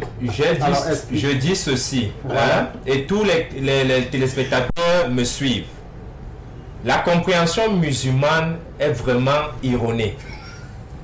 Parce que ici, c'est régner l'omnipotence de Dieu. Or, quand on parle de l'omnipotence, c'est Dieu peut tout. Il peut tout faire. C'est comme si vous dites que Dieu a créé le monde, il a créé les cieux et la terre, et il ne vient pas lui-même voir ses créations ou ses créatures. C'est comme un homme qui a construit la maison et lui-même ne peut pas habiter dans cette maison, ou bien lui-même ne peut pas visiter ses bâtisses, même s'il a mis ça en location. Ça, c'est erroné. Maintenant, monsieur Giscard, il vous a fait lire un passage biblique. Permettez-moi aussi de vous faire lire un passage biblique à haute voix, et puis les téléspectateurs eux-mêmes, 1 Jean 5, à partir du verset 19 à 20. D'accord. Écoutez, chers téléspectateurs. Nous savons que nous appartenons à Dieu. Nous savons que nous appartenons à Dieu. Alors que le monde entier est sous la coupe du diable. Alors que le monde entier est sous la coupe du diable. Mais nous savons aussi que le Fils de Dieu est venu et qu'il nous a donné l'intelligence. Et nous savons aussi que le Fils de Dieu est venu et qu'il nous a donné l'intelligence. Pour que nous connaissions le Dieu véritable. Pour que nous connaissions quoi ou qui? Le Dieu véritable. Ainsi, nous apprenons au Fils véritable par notre union à son Fils Jésus-Christ. Ainsi, nous apprenons au Fils véritable par Notre union à son Fils Jésus-Christ. Ce Fils est lui-même le Dieu véritable et la vie éternelle. C'est pas moi qui ai dit. Ce Fils lui-même est le Dieu véritable et la vie éternelle. C'est pas moi qui dis. Vous avez suivi comme moi, chers téléspectateurs, que j'ai pris dans la Bible. Ça, c'est Jean qui le dit. Et je vais aller dans l'Apocalypse. Monsieur Giscard, lisez-moi encore ça, s'il vous plaît. Apocalypse, chapitre 2. À partir du verset 7. Voici il vient Voici, il vient au milieu des nuées au milieu des nuées. et tout le monde le verra. Et tout le monde le verra. Et même ceux qui l'ont percé. Et même ceux qui l'ont percé. Les musulmans disent que Jésus n'a pas été crucifié. Mais Jean, dans l'Apocalypse, dit que Jésus a été percé. Et toutes les familles de la terre se lamenteront. Et toutes les familles de la terre se lamenteront à cause de lui. Oui, amen. Oui, amen. Je continue là. Oui. Moi, je suis l'alpha et l'oméga. Moi, je suis l'alpha, c'est-à-dire le commencement, et l'oméga, la fin. Dit le Seigneur Dieu. Dis-le. Dis-le. Seigneur Dieu. Ok. Dis-le, Seigneur Dieu. Celui qui est, Celui qui est, qui était qui était et qui vient. et qui vient. Le Tout-Puissant. Le Tout-Puissant. Je peux continuer là? Non, c'est là bon, hein. Ok. C'est pour vous montrer ici déjà que Jésus-Christ, par révélation à c'est comme Dieu lui-même. Maintenant, je vais prendre, parce que nous avons lu là l'Apocalypse, on a lu Apocalypse chapitre 1, à partir du verset 7. Je vais maintenant prendre l'Apocalypse, toujours dans le même chapitre de l'Apocalypse. Oui, pendant que vous cherchez, je tiens à rappeler aux téléspectateurs qu'ils peuvent appeler et participer à l'émission en direct au numéro 658 93 52 15. Ça, c'est uniquement les... Ou alors, vous nous écrivez sur WhatsApp ou envoyez des SMS au numéro 682 66 65 50. 690 38 58 45. Vous avez ces 43 autant pour moi. Je ne sais pas pourquoi. 43 690 38 58 43. Ces numéros sont au bas de votre petit écran. Ok, vous pouvez lire toujours dans le même chapitre 1 de l'Apocalypse, mais à partir du verset 17. Voilà. Quand je le vis, je tombais à ses pieds. Je tombais à ses pieds. Comme mort. Comme mort. Alors, il posa sa main droite sur moi en disant. Il posa sa main droite sur moi en disant. N'aie pas peur. N'aie pas peur. Moi, je suis le premier et le dernier. Voilà. Il a d'abord dit l'alpha et l'oméga, le Seigneur Dieu. Il dit maintenant ici le premier et le dernier, c'est-à-dire se répète. Le vivant. Le vivant. J'ai été mort. J'ai été mort. Et voici. Et voici. Je suis vivant. Je suis vivant pour l'éternité. Je détiens les clés de la mort. Je détiens les clés de la mort. Et du séjour des morts. Et des séjours des morts. Écris donc ce que tu as vu. Écris donc ce que tu as vu. Ce qui est. Ce qui est. Et ce qui va arriver ensuite. Et ce qui va arriver ensuite. Ça, c'était d'abord pour balayer les arguments sur la divinité de Jésus-Christ. J'ai bien dit ceci. Jésus venu dans le sein de Marie n'était pas Dieu. Mais lorsque l'Esprit de Dieu est entré en lui, parce que c'est cette alchimie qui s'est passée, c'est que Jésus a été comme le véhicule qui a transporté la divinité. Aucun homme mortel né d'une femme et d'un homme ne peut porter Dieu, mais le corps de Jésus seul est le corps qui a porté Dieu. La preuve en est, je vous ai cité ici une fois lorsque j'étais venu avec le Coran, les musulmans disent que il n'y a que Dieu qui peut créer. Mais j'avais pris une sourate qui montre que Jésus a pris de la boue et il a créé un oiseau sur lequel il a soufflé. Et l'oiseau est devenu un être vivant. Alors, ça veut dire donc que même leur Coran reconnaît la divinité de Jésus. Parce que le Coran dit, et le Coran ne peut pas se contredire, qu'une personne ne peut créer à part Dieu. Ce que Jésus a fait, c'était quoi? C'était pas la création d'un oiseau. Certainement, si ces oiseaux se reproduisent, c'est l'oiseau que Jésus a créé. Survole encore peut-être nos terres jusqu'à aujourd'hui. Alors, prophète Élisée, vous avez un téléspectateur qui vous pose une question. Oui.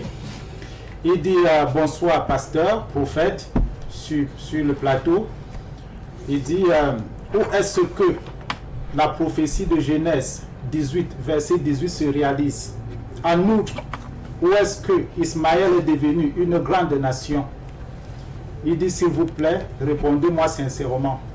Pasteur, c'est monsieur Francky Ebongue depuis Douala au Cameroun. Genèse 18. Verset 18. Ok. Il demande où est-ce que Ismaël est devenu une grande nation. Ok. Genèse 18. Nous allons lire. L'Éternel se dit alors, cacherai-je à Abraham ce que je vais faire? Verset 18. Il deviendra l'ancêtre d'une grande et puissante nation et une source de bénédiction pour tous les peuples de la terre. Verset 19. Car je l'ai choisi pour qu'il prescrive à ses descendants et à tous les siens après lui de faire la volonté de l'Éternel en faisant ce qui est juste et droit. Ainsi j'accomplirai la promesse que je lui ai faite. Voilà ce que le livre dit. Je ne sais pas si on a parlé d'Ismaël. Est-ce qu'on a parlé d'Ismaël? J'ai lu là, on a parlé d'Ismaël. Ah, ok. On n'a pas parlé d'Ismaël. Et je vais vous dire une chose qu'ils ignorent. La Bible, bien que la Bible souligne la présence de Ismaël et d'Isaac, peut-être ils ne savent pas que Abraham a eu d'autres enfants avec son épouse qu'on appelait Ketura, qui font aussi partie de la descendance d'Abraham. Et vous allez voir que de tous les descendants d'Abraham, on ne souligne pas ces enfants-là, qui étaient environ 7, si je ne me trompe. 7 enfants. Il n'y a pas eu de prophétie concernant Ismaël. Mais nous avons lu, il a donné un passage que j'ai lu. Est-ce que vous avez entendu le nom de... Vous pouvez l'aider. Mais c'est ce que je dis ceci. Et on a parlé de la descendance d'Abraham. Or, je suis en train de rappeler que Abraham n'avait pas simplement Ismaël ni Isaac. Abraham avait aussi 7 autres fils nés de sa troisième femme, Ketura, après la mort de Sarah. Qu'en est-il de ces 7 autres fils-là? Alors, ça veut dire que comme on n'a pas parlé de ses autres fils, Ismaël non plus. Pourquoi? Voilà, c'est la question. Pourquoi donc on s'attarde sur Ismaël et Isaac? Vous pouvez répondre à la question. Je vais répondre à la question. Parce qu'en réalité, c'est là où la Torah, et j'invite les Juifs de venir sur le plateau, nous dit en réalité, parce que c'est là où vient le débat, le fils qui a été sacrifié, est-ce Ismaël ou est-ce Isaac? La Bible nous dit que c'est Isaac qui a été donné en sacrifice. Mais l'islam contredit cela. Ils disent que c'est plutôt Ismaël. Et c'est cette guerre qui continue jusqu'à présent. Et on va revenir sur ça dans un prochain débat. Je vais lever l'équivoque. Voilà, il s'est excusé là. Il s'est excusé en disant plutôt que c'est Genèse chapitre 17, verset 18. Ok. Voilà. Genèse 17, verset 18. Nous allons le lire. Genèse 17, au verset 18, il a dit ceci. Et il dit à Dieu, tout ce que je demande, c'est que Ismaël vive. Voilà, et que tu prennes soin de lui. Nous allons prendre le téléspectateur qui nous appelle. Voilà. Bonsoir monsieur. Vous pouvez participer en direct. Vous êtes monsieur? Apparemment, vous nous appelez du Tchad. Bonjour, je vous salue tous ici sur ce plateau. J'appelle de Djamena. Je voudrais adresser une question. Je vais aller très rapidement. Ma question est adressée au pasteur là sur le plateau concernant l'enseignement de Jésus-Christ dans la Bible. Je voudrais me focaliser sur la Bible. D'après vous, tout l'enseignement que Jésus a donné dans la Bible, pourquoi il y a vraiment une grande divergence entre vous les chrétiens? Toi, sur le plateau ici, qui considère Jésus-Christ comme état Dieu, et il y a un chrétien de l'autre côté, comme vous, il ne reconnaît pas ça, et il se base de la Bible. Il y en a qui disent que c'est un prophète. Pourquoi il y a tant de divergences? Et alors qu'il utilise comment on appelle la même Bible. Est-ce que d'après vous, vous pensez que tous ces gens-là qui ne sont pas dans le même ordre du Dieu que vous, ils n'ont pas été assistés par le Saint-Esprit, ou bien c'est quoi les problèmes au juste? Merci beaucoup. Voilà, vous terminez avec Monsieur Bonga. Vous répondez à Monsieur Bonga qui parle de la Genèse 17-18 et après vous allez enchaîner directement. Genèse 17-18, je relis encore Genèse 17-18. Voilà. Et il dit à Dieu, c'est-à-dire c'est Abraham qui parle, tout ce que je te demande, c'est qu'Ismaël vive et que tu prennes soin de lui. On va dire là que c'est la seule prophétie. C'est ce que Abraham a demandé à Dieu. Tout ce que je te demande, Seigneur, mon Dieu, c'est que tu laisses vivre Ismaël et que tu prennes soin de lui. Maintenant, la question du téléspectateur. Maintenant, pourquoi il y a des divergences? Bien-aimés frères, je vais vous dire, je vais être sincère à Mondovision. Pourquoi il y a des divergences? C'est juste parce que il y a d'abord premièrement un problème de compréhension. C'est-à-dire, les gens veulent expliquer la Bible. Or, la Bible ne s'explique pas. Lorsque Dieu a dit une chose, restez sur ce que Dieu a dit. Je vous prends un exemple. Lorsque Dieu a dit à Marie qu'elle deviendra enceinte sous la vertu du Saint-Esprit, il n'y a pas d'explication là. Parce que ce que Dieu a dit, comme j'ai entendu un musulman dire, tout c'est kun fayakun, c'est-à-dire quand Dieu dit quelque chose, la chose est. C'est parce que les hommes veulent interpréter ce que Dieu a dit. Et c'est pourquoi il y a des divergences.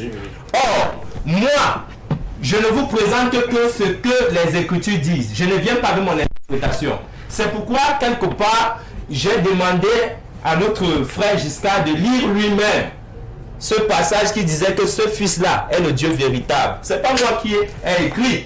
Sauf si Imam Mokhtar va venir me dire cette même Bible qu'il a pris des exemples est une fausse Bible. Parce qu'il a pris plusieurs versets dans la Bible pour attester. C'est dit. Sauf s'il vient encore dire que cette Bible est fausse. Ben oui, vous pouvez intervenir. Allô, bonsoir. Allô. Bonsoir, vous pouvez intervenir. Vous êtes monsieur, vous appelez d'où? Bonsoir. Voilà, vous êtes monsieur. Vous appelez d'où et vous êtes monsieur. Présentez-vous. Allô. Je m'appelle Vous appelez d'où?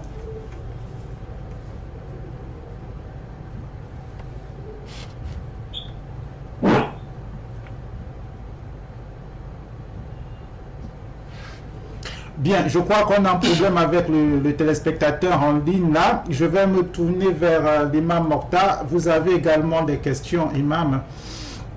Alors, c'est toujours M. Bonga qui vous pose cette question. Vous allez d'abord répondre à cette question avant de continuer. Elle dit, j'aimerais aussi que l'imam sur le plateau me donne les bonnes raisons de suivre la descendance d'Ismaël. Merci. Oui, je ne voudrais pas me verser, n'est-ce pas, sur quelque chose qui ne concerne pas les thèmes, mes chers frères, au risque de nous perdre. Et c'est ça, n'est-ce pas, le film. C'est très facile. Nous avons déjà fait des émissions ici sur ça en disant que c'est le prophète Mohammed Sallallahu alayhi wa sallam. C'est à travers lui que, n'est-ce pas, cette prophétie, n'est-ce pas, du verset 19 qu'il n'a pas voulu lire, de Genèse 17, où Dieu dit à l'égard d'Ismaël, j'ai été écouté, j'étais exaucé, et je le rendais fécond et je le multipliais à l'infini. Et je vais répondre sur toutes les allégations qu'il a données ici, parce qu'il a pris 10 minutes.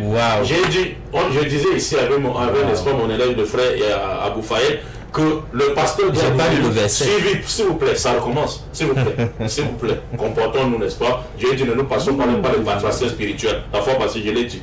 Donc j'ai dit ici, mes chers frères, que le pasteur n'a plus d'argument. Et c'est ça, cette Bible maintenant, malheureusement, qu'il est égaré. Parce qu'il est victime de la mauvaise traduction de la Bible. C'est ça le problème. Il a la Bible, n'est-ce pas, la version la plus sale de la Bible, qui est la version, n'est-ce pas, la version du Seigneur. Maintenant, on va lire le même verset qu'il a lu dans certains versets. Oui. Vous avez, n'est-ce pas, devant vous, monsieur Giscard, n'est-ce pas, la même Bible. Une autre Bible maintenant, toujours de Louis II, 1 Jean chapitre 4, 1 Jean chapitre 5, verset 19 à 20. Allons-y rapidement. La même chose. Nous savons que nous venons de Dieu, mais que le monde entier se trouve au pouvoir du méchant. Mais nous savons que le Fils de Dieu est venu et qu'il nous a donné l'intelligence pour que nous parvenions à connaître le véritable. Et nous sommes en union avec le véritable par le moyen de son Fils Jésus-Christ. C'est là le vrai Dieu. C'est là, alors que là-bas c'est lui, le vrai Dieu. Ici c'est là et lui, c'est la même chose à faire. Ça commence, s'il vous plaît. Là, calmez-vous. Allez-y, allez-y. Calmez-vous. Je dis ici, vous allez prendre le cours biblique gratuit. Cours biblique gratuit. On dit c'est là ici en montrant que c'est le moyen. Prenez une version. S'il vous plaît. Prenez une version encore. Quand il parlait, nous étions calmes. Allez-y, c'est ça, allez-y. Nous avons la vérité, non, parce qu'on a besoin à faire des arguments et des arguments par force. S'il vous plaît, calmez-vous. Donc ici, mes chers frères, on dit c'est là, le Jésus était venu nous montrer le moyen. Vous n'avez pas terminé. Donc s'il vous plaît, monsieur le journaliste, s'il vous plaît. Non, allez-y. C'est vous qui avez la parole. Allez-y. Si on t'ajoute le temps, il doit terminer la lecture. Maintenant, vous voyez mes chers frères, on dit ici dans cette version c'est le moi, c'est là. Alors que là c'est lui, dans la 100 version. Et je vais démontrer la 100 version, la version du Seigneur. Parce qu'il ne connaît pas tous ces livres. Allez-y, démontrez. Il est dans lui, c'est bon. S'il vous plaît. Vous allez mettez le nom sur le plateau. Il va répliquer. Vous comprenez? Vous prenez les notes, vous allez répliquer. Je mettez de l'ordre, n'est-ce pas, dans le plateau. Donc maintenant ici, mes chers frères, qu'est-ce que ça veut dire maintenant, n'est-ce pas? Qui est le véritable? Jésus, le même Jean, évangéliste qui écrit un Jean, est le même qui écrit le premier évangile. Rappelons aux téléspectateurs qu'ici c'est la version quoi déjà? Ici c'est la version, n'est-ce pas, de traduction de Monde Nouveau. Traduction du Monde Nouveau. Vous comprenez un peu? Traduction du Monde Nouveau. Ici, il a dit. Ici. Maintenant, je voulais prendre la traduction qu'il a. S'il vous plaît, donnez-moi la traduction qu'il a mis. Regardez, mes chers frères, ça c'est la traduction de Darby. Darby, mes chers frères. Et maintenant, là, on va enseigner le grec. Maintenant, je vais élever le niveau du débat, mes chers frères. Ici, mes chers frères, 1 Jean chapitre 5, verset, n'est-ce pas, 19 à 20. Et ici, maintenant, dans cette version-ci, on dit, nous savons que nous sommes de Dieu et que le monde entier agit sur le méchant. Et nous savons que le Fils de Dieu est venu et il nous a donné une intelligence afin que nous connaissions le véritable. Et nous sommes dans le véritable, à savoir son Fils Jésus-Christ. Point. C'est lui qui est le Dieu véritable. Qui est le Dieu véritable? C'est Dieu, le Dieu véritable. Pourquoi? Je vous explique maintenant en grec. Je vous explique, s'il vous plaît, je vous explique. Je vous explique maintenant, s'il vous plaît, arrêtez, n'est-ce pas? Allez-y, tenez pas compte. Allez-y. Non, c'est respect sur le plateau. Vous savez, mes chers frères, il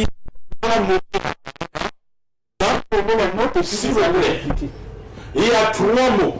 Et ici, je n'ai pas eu gérer mon temps comme il faut. Alors, vous avez votre temps. Chaque fois, il coupe. Ici, il y a 3 mots qui apparaissent en grec. Le mot outos, en grec.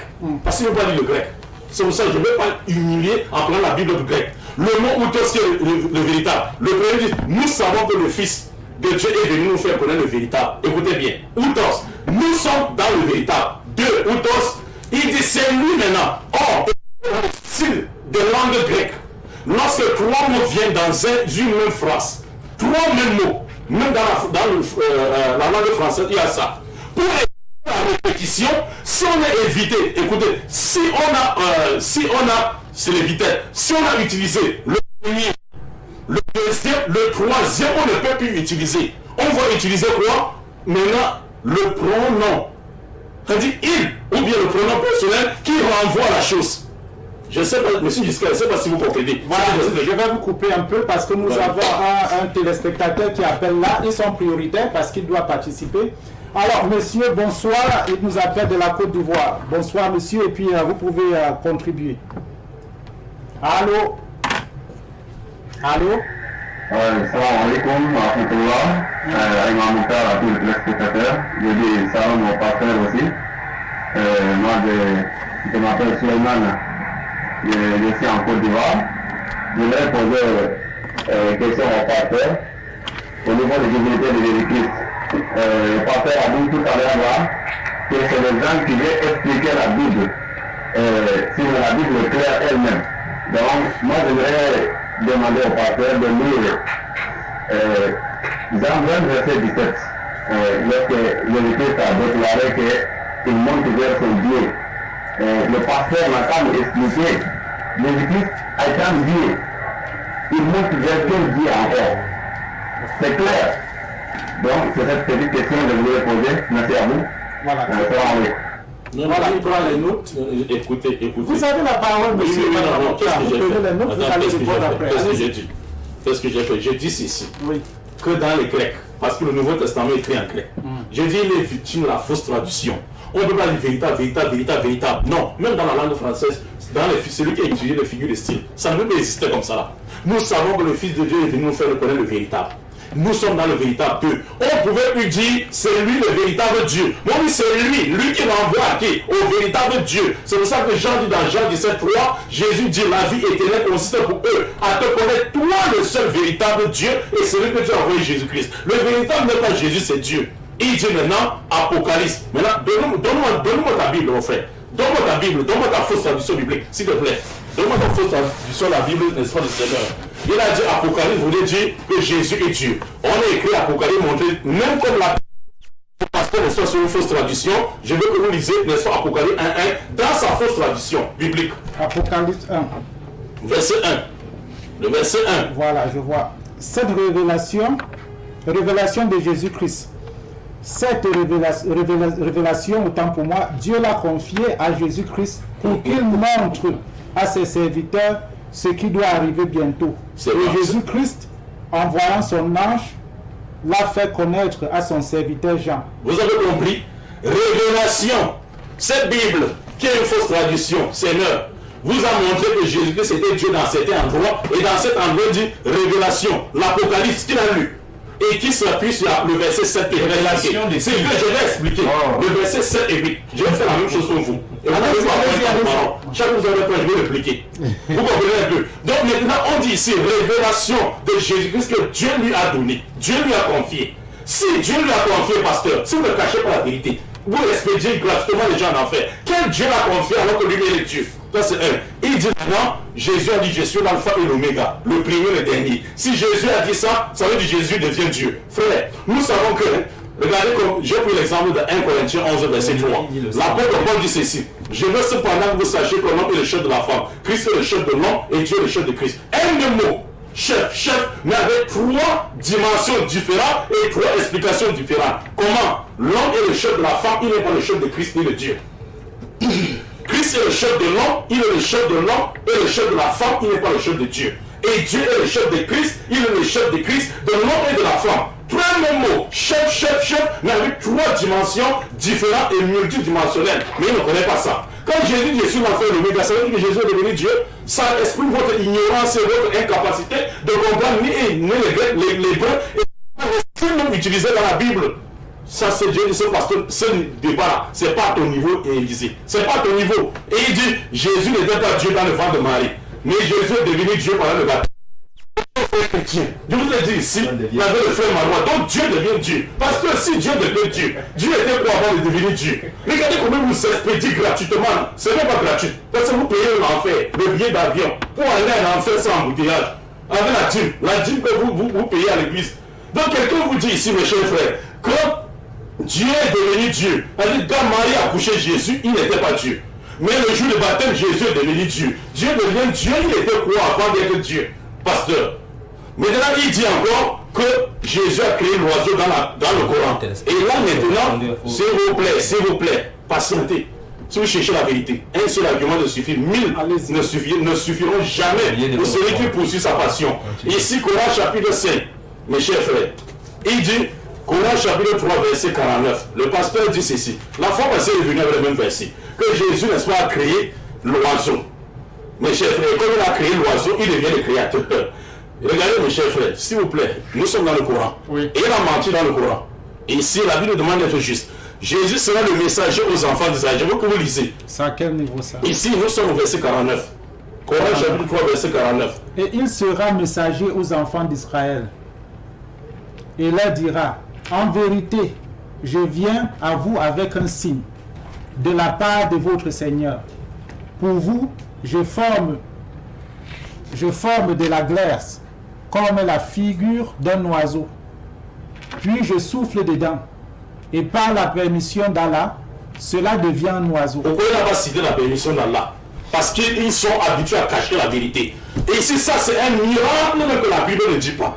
On dit dans le Coran, Jésus fabriquait l'oiseau en l'aide de l'argile. Et il soufflait dedans. Par la permission d'Allah, tous ces miracles étaient pour montrer qu'il était le véritable Messie envoyé à Israël. Et Jean l'a reconnu dans son évangile en disant ceci. Dans Jean chapitre 21, verset 24. Jésus a encore fait beaucoup de miracles en présence de ses disciples qui ne sont pas mentionnés dans ce livre. De telle sorte que si on écrivait ce miracle par détail, le monde ne contenait pas de livre. C'est écrit où? Ça, vous devez connaître le Coran. C'est une façon que le pasteur de vous dit que je reconnais le Coran. Et il dit qu'Abraham avait 7 enfants avec Kétura. C'était 6 facteurs. J'ai dit c'est cours biblique gratuit. Il y a bien si je ne me trompe. Oui, il fallait demander. Il fallait nous demander. C'est pour ça que tu le dis dans la Bible. Allez-y. Il fallait dire c'est combien? Il m'a dit 6 et non 7. Vous avez dit c'est ça. C'est ça le problème. Allez-y. Donc, non, c'est pas que nous avons dit 6, il a dit 7. Non, la Bible dit 6. allez-y. La Bible dit 6. Voilà. Maintenant, il dit ceci, que Isaïe, que la Bible ne s'explique même pas. C'est ça le problème. Les gens qui fuient la théologie, qui fuient, c'est pour ça que ces pasteurs-là, comme le téléspectateur a posé la question, est-ce que tu comprends bien la Bible plus que d'autres? Tu me dis que tu as laissé plus que d'autres qui ont appris à l'école de conservé ici, à l'école pastorale. Ceux qui ont appris, qui ont donné leur temps à apprendre. Et il dit, lui, il n'apprend pas. Il entre dans la chambre, un djinn lui parle, ou un démon, ils sont raffolés comment il connaît la Bible que c'est pasteur. C'est là où l'égarement commence. Là, même si tu n'acceptes pas que la théologie n'est pas biblique, et Isaïe te dit que la théologie est biblique, et Isaïe 28 verset 9, à qui veut-on enseigner la sagesse? Aux petits enfants, c'est ligne sur ligne, précepte sur précepte, un peu ici et un peu là-bas. Si tu peux comprendre, tu as compris ce que Isaïe a dit, un peu ici, un peu là-bas. Tu parles la théologie après, tu comprends que l'histoire est forte, tu peux rien comprendre. Mais...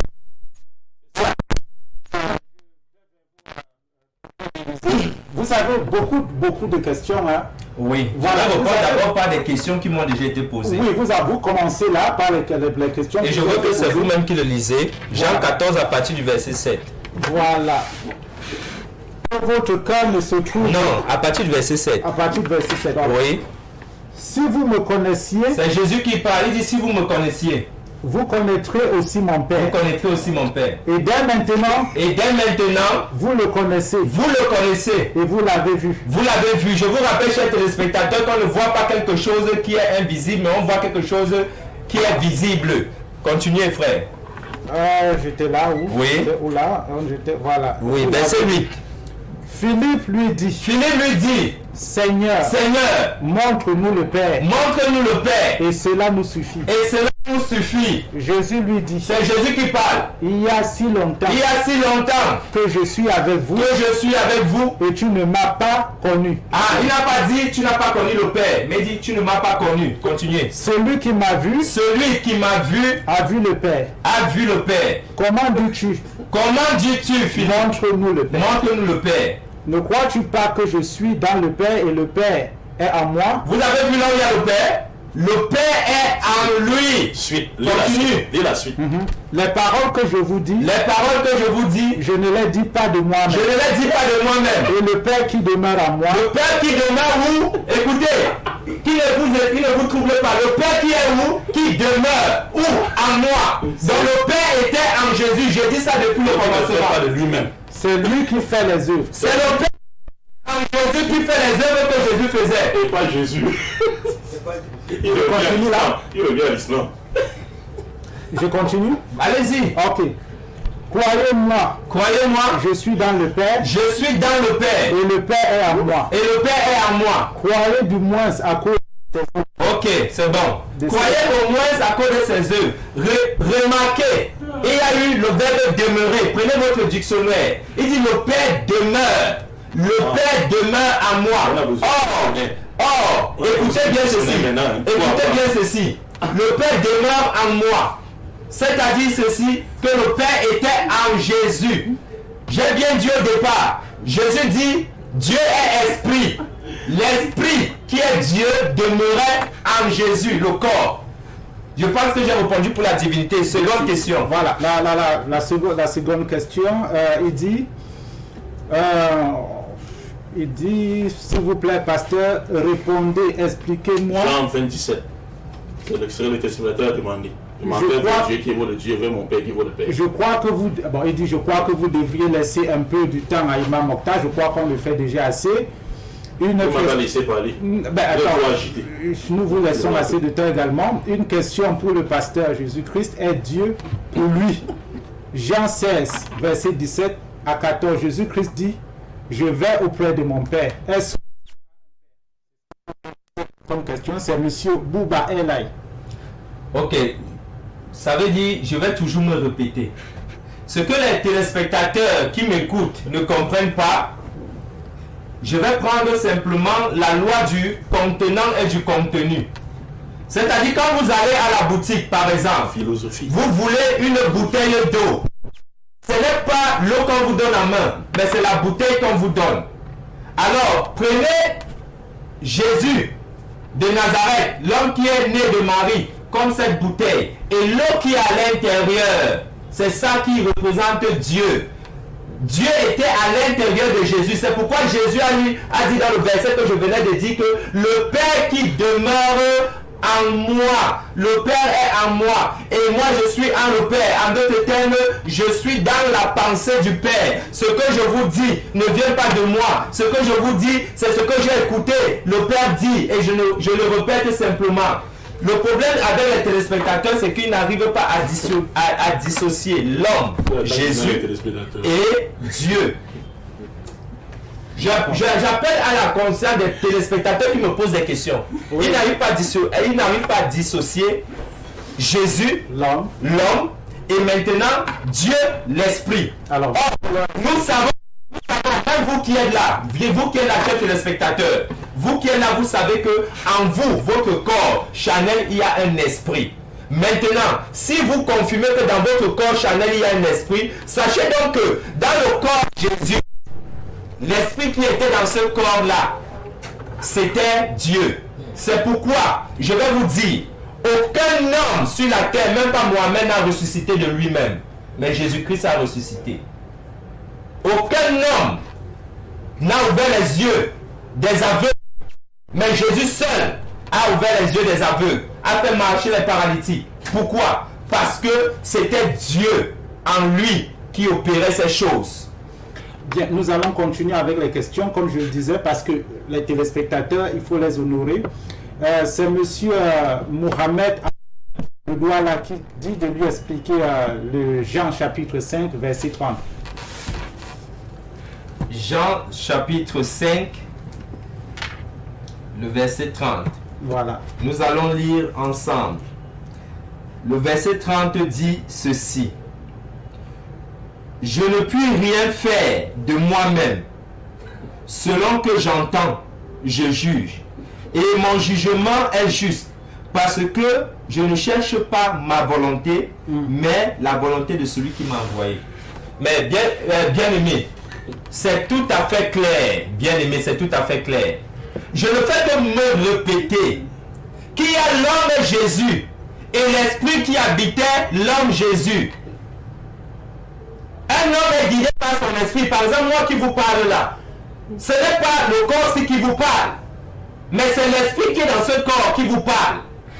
Et si l'esprit qui est en moi est mauvais, c'est un mauvais esprit qui vous parle. Mais si l'esprit qui est en moi est bon, c'est un bon esprit qui vous parle. En ce qui concerne Jésus, il y a l'homme charnel, celui qui pouvait manger, celui qui pouvait pleurer, celui qui pouvait dormir. Mais il y a maintenant la divinité qui a dit à Lazare, sort après 4 jours de mort. C'est ça la divinité. Merci, monsieur, pour le prophète. Non, je crois que nous avons beaucoup de questions. Là, nous allons revenir la semaine prochaine parce que voilà, le thème, il est tellement grand. Alors, pour les téléspectateurs qui n'ont pas vu le message à qui n'ont pas vu leur message être lu, nous vous promettons de le faire la semaine prochaine. La semaine prochaine, nous allons le faire. Alors, merci Imam Mokhtar d'avoir une fois de plus honoré de votre présence sur ce plateau. Merci prophète Élisée. Je vous remercie. Mesdames, Messieurs, merci de nous avoir suivis. Nous vous remercions pour votre fidélité. Nous vous donnons rendez-vous la semaine prochaine à la même heure. Merci et que Dieu vous bénisse.